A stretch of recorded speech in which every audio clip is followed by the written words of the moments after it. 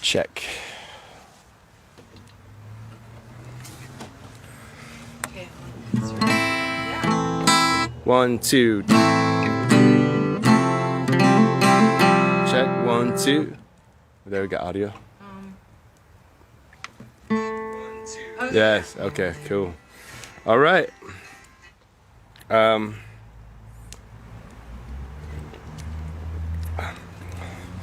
You know what this is. This is live by the socially distant Firepit. And this is number 24 milestone. This is 6 months of doing this. Almost the beginning of the pandemic. So we made it. 6 months. I made it, I guess. And there's been a lot of amazing guests. And, you know, a little bit of behind the scenes. And I just wanted to thank a little list of peoples that have been guests, musical guests, or interviewees, and who really made this a lot of fun. Of course, Harley Cortez. Thank you so much. You've been more than a part of the Firepit for me, a big part of my life. Jimmy Cabeza, who was on the first one with Harley. Of course, my bandmate Pat Mertens, who will be back here soon. Pablo Murcia, my bandmate, who will be back here soon, and Monica Mendoza.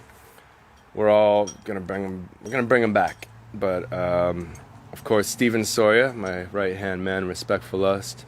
Trevor Marion, Mr. Marion, also part of the crew, old school friend, and we do that show on Thursday nights on Twitch, the Respectful Lust Radio.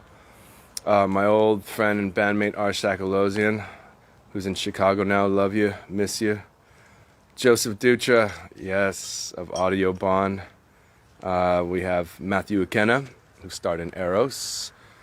Matthew Gifford, who I wouldn't have been into the music that I am if it wasn't for him.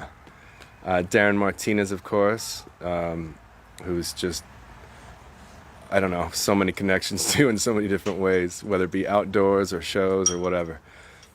Christian Morales, yes, from the Bigsby Knolls, and now just my brother.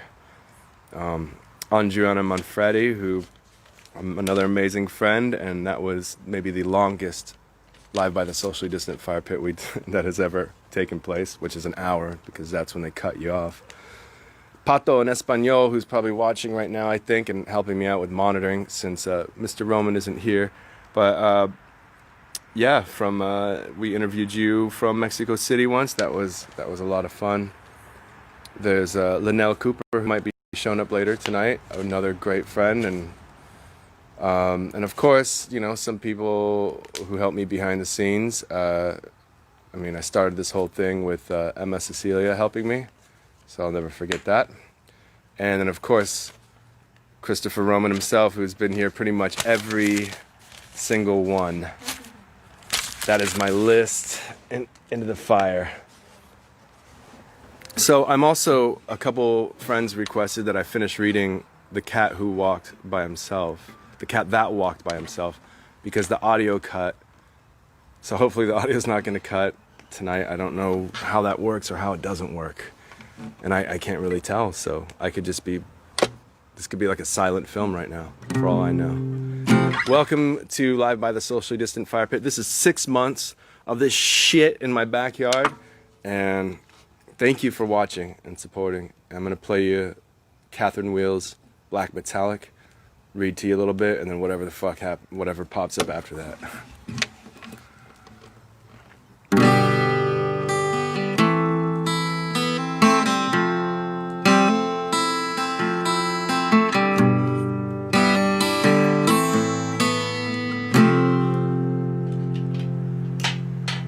I'm gonna need this. Can't get too far ahead of myself now. Relax, Kurt. I'm talking to myself. That's what 7 months of fucking quarantine does. I got talking to myself in my backyard. You know. we go. From the top.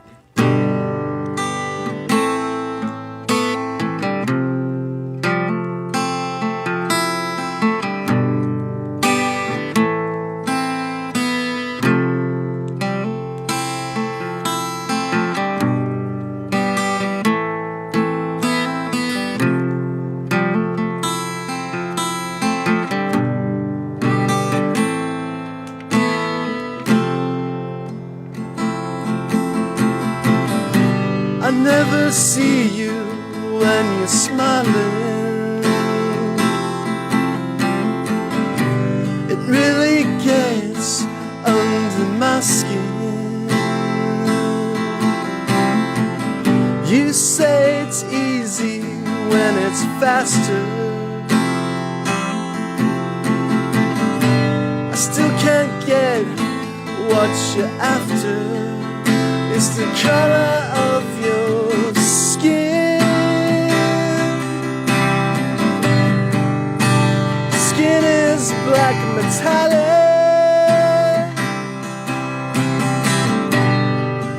It's the color of your skin. Your skin is black and metallic.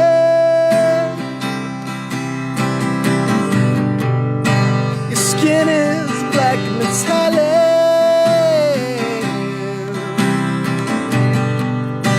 Skin is black and metallic.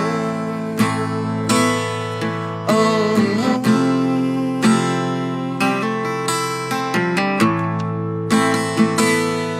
Oh no. I think of you when you're sleeping. The secrets that you're keeping. Can't stay all day under the covers, 'cause under there you'll discover it's the color of your skin. Your skin is black and metallic.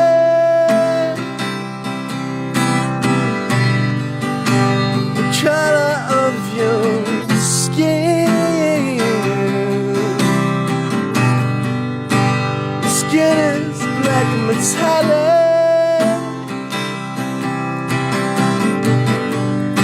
Your skin is black and metallic. Turning black and metallic. Oh.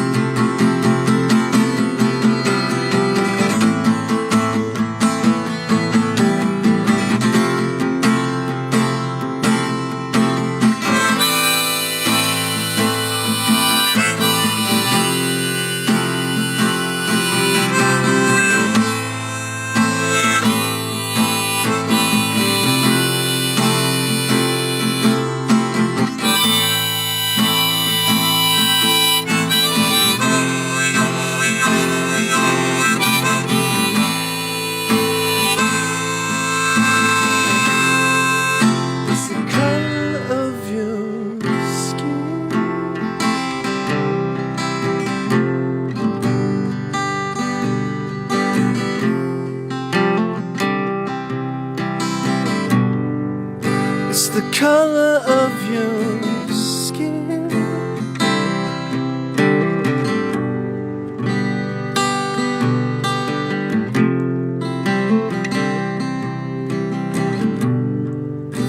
Your skin is black and metallic.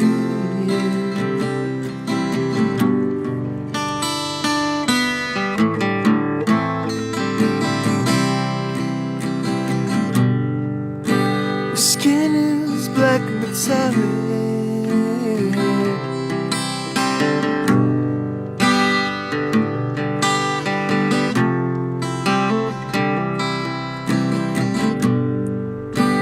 metallic, black metallic.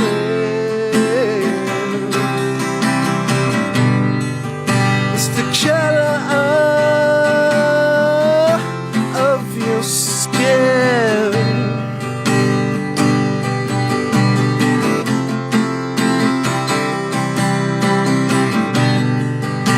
Your skin is black metallic. Skin is black metallic.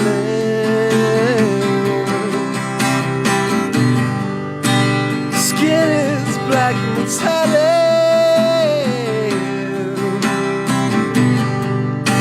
Skin is black metallic.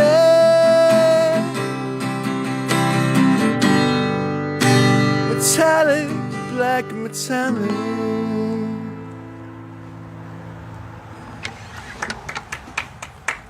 Thank you, Rosia.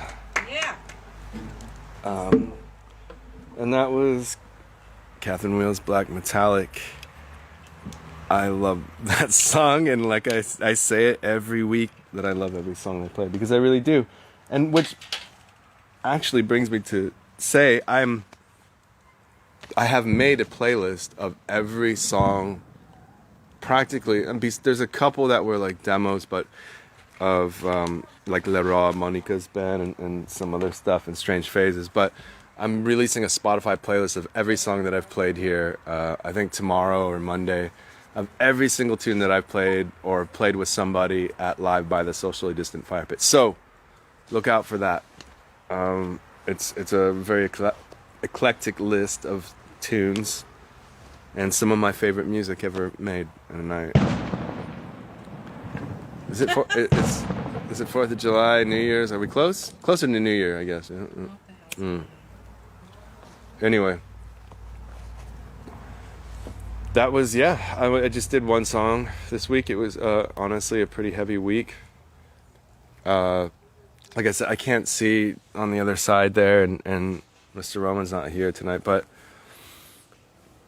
yeah, I'm gonna keep it to one song because there's a lot of stuff going on. Let me I'm gonna read to you, actually. Like I said before, there was the whole second part of the cat who walked by himself, and the audio cut out last week. So, for those of you that asked me to finish the story, you know where it left off. I'm just going to continue. If you didn't listen to the story last week, then you have no fucking clue what I'm doing right now, and I'm just going to start in the middle of a story. But it's still fun and makes a lot of sense. Maybe. So part 2 of the cat that walked by himself.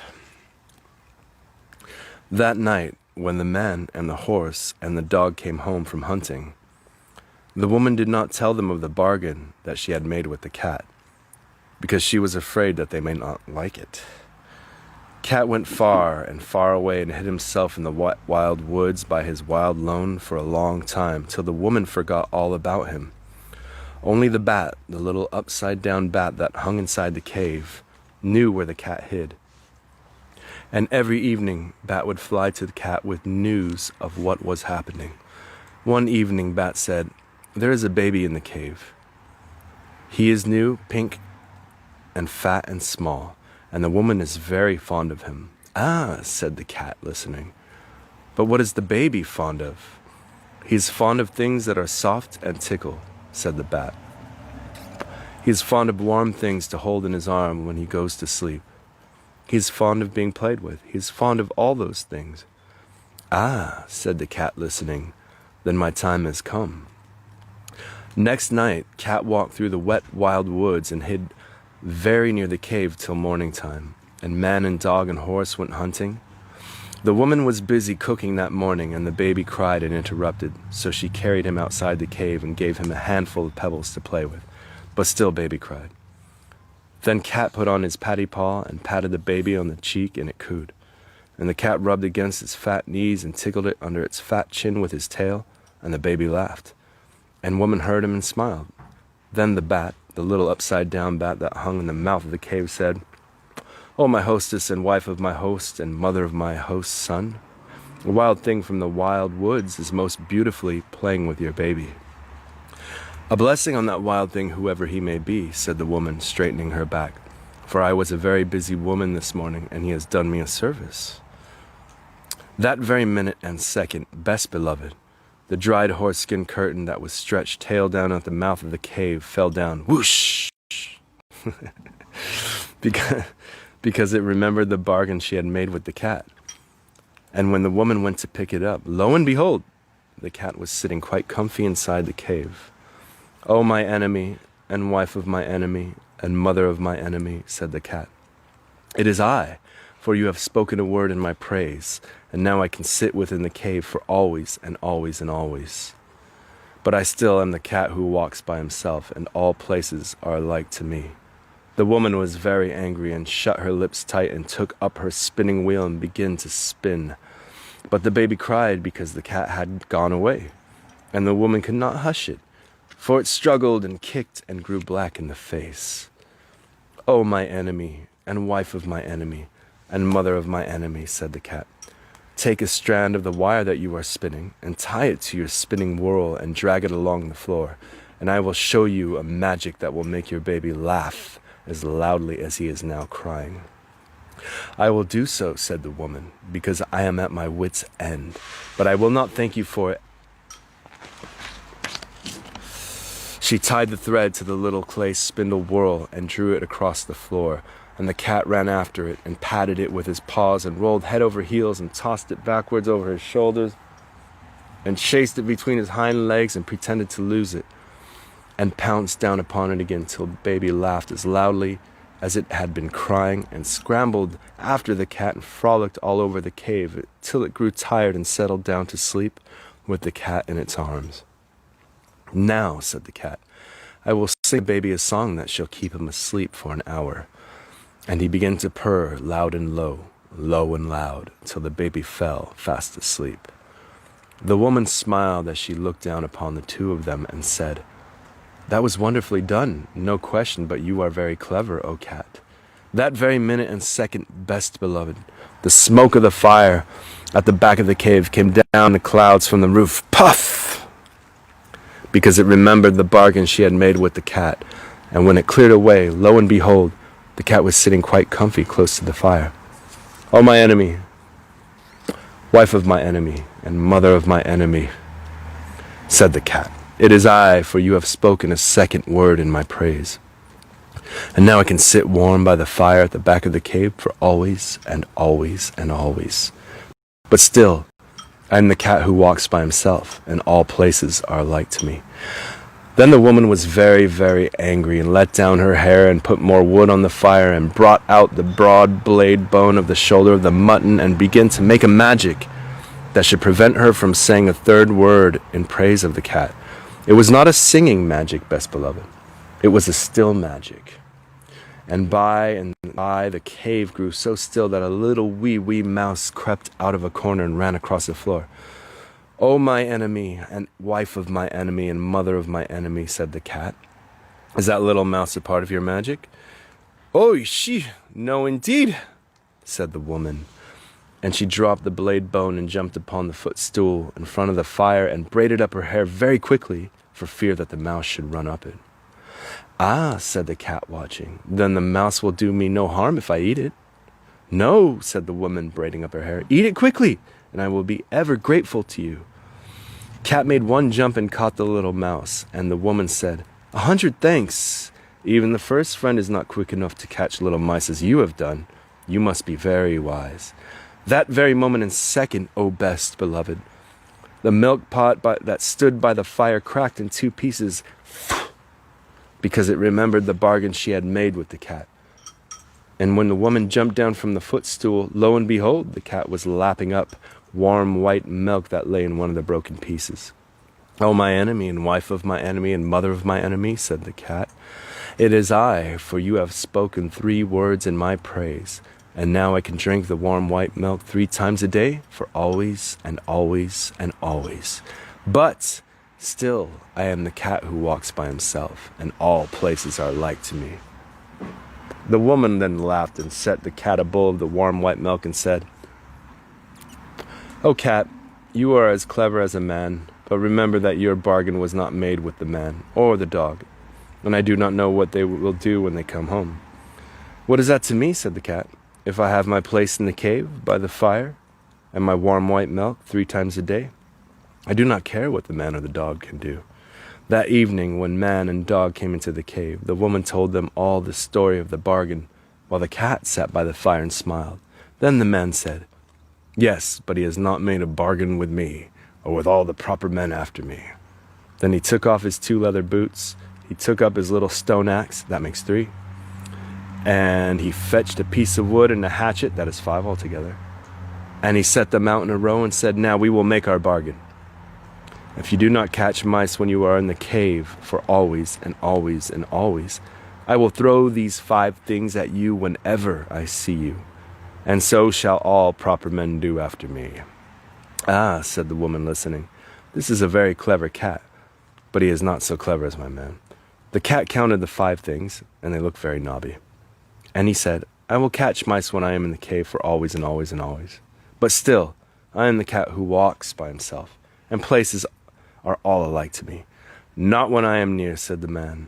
"If you had not said the last, I would have put all these things away for always and always and always. But I'm now going to throw my 2 boots and my little stone axe, that makes 3, and whenever I meet you, and so shall all proper men do after me." The dog said, "Wait a minute. He has not made a bargain with me, or all proper dogs after me." And he showed his teeth and said, "If you are not kind to baby while I am in the cave for always and always and always, I will hunt you till I catch you, and when I catch you, I will bite you. And so shall all proper dogs do after me." "Ah," said the woman, listening, "this is a very clever cat, but he is not so clever as the dog." Cat counted the dog's teeth, and they looked very pointed. And he said, "I will be kind to the baby while I am in the cave, as long as he does not pull my tail too hard, for always and always and always. But still, I am the cat that walks by himself, and all places are alike to me." "Not when I am near," said the dog. "If you have not said the last thing, I would have shut my mouth for always and always and always. But now I'm going to hunt you up a tree whenever I meet you, and so shall all proper dogs do after me." Then the man threw his 2 boots, his little stone axe, that makes 3, at the cat, and the cat ran out of the cave, and the dog chased him up a tree, and from this day to that day, best beloved, 3 proper men out of 5 will always throw things at a cat whenever they meet him, and all proper dogs will chase him up a tree. But the cat keeps his side of the bargain too. He will kill mice, and he will be kind to babies when he is in the house, just as long as they do not pull his tail too hard. But when he has done that, and between times, and when the moon gets up and night comes, he is the cat that walks by himself, and all places are alike to him. Then he goes out to the wet wild woods, or up a wet wild tree, or on the wet wild roofs, waving his wild tail and walking by his wild lone. And there's a little poem at the end of this that I shall read after I relight my cigarette. Pussy can sit by the fire and sing. Pussy can climb a tree, or play with the silly old cork and string to amuse herself, not me. But I like Binky, my dog, because he knows how to behave. So Binky's the same as the first one was, and I am the man in the cave. Pussy will play Man Friday till it's time to wet her paw, and make her walk on the windowsill for the footprint Crusoe saw. Then she fluffles her tails and meows and scratches and won't attend. But Binky will play whatever I choose, and he is my true first friend. Pussy will rub my knees with her head, pretending she loves me hard. But the very minute I go to my bed, Pussy runs out in the yard, and there she stays till the morning light. So I know it's only pretend. But Binky, he snores at my feet all night, and he is my firstest friend. And that was the continuation of The Cat That Walked by Himself by Rudyard Kipling. I grew up with his stories. Legendary writer of very out there children's stories. Anyways, so yeah, here we are. I guess This is 6 months of Live by the Socially Distant Fire Pit. Rocio, thank you for... You had the day off, and it's amazing that you're here in the backyard, your backyard with me. Right. It's good to be here. Our backyard. And Linnell Cooper is going to show up, but I think he's just going to hang out. And, he comes later. So, thank you very much for chilling. I hope I can do this for another 6 months, if that's what calls. That's what's called for. Definitely, it looks like the pandemic's going nowhere, especially since we hit like an all-time high today, 82,000 in fact. This country. Welcome to USA. But yeah, so I guess I'm gonna still be here in my backyard and meditating the other half of the day. And buying groceries and washing dishes. And reading you stories and playing you songs. So I'm gonna, unless anyone's back there, if anyone wants to jump on a split screen, I know maybe Harley was, but I think you were driving back to the desert, so I don't know. I'm gonna jump back and just see what's going on. Harmonica. If not, though, I'm just gonna say good night. But more harmonica. I can do like a little. Hold on a second. Let me see. Let me see if there's anyone.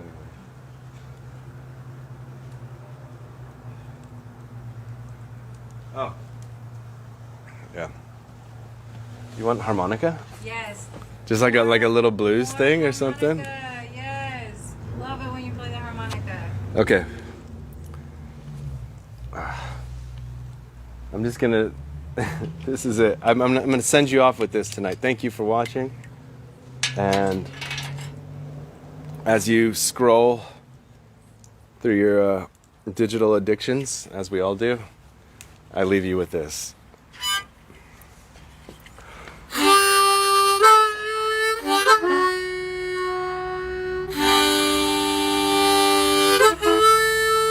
I need the sunglasses for this, of course.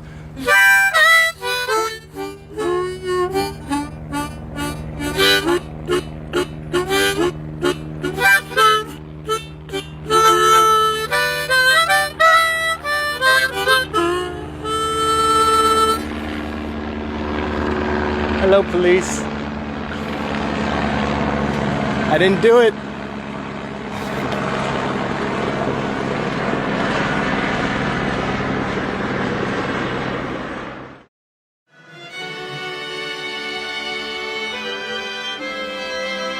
Keeps you spinning.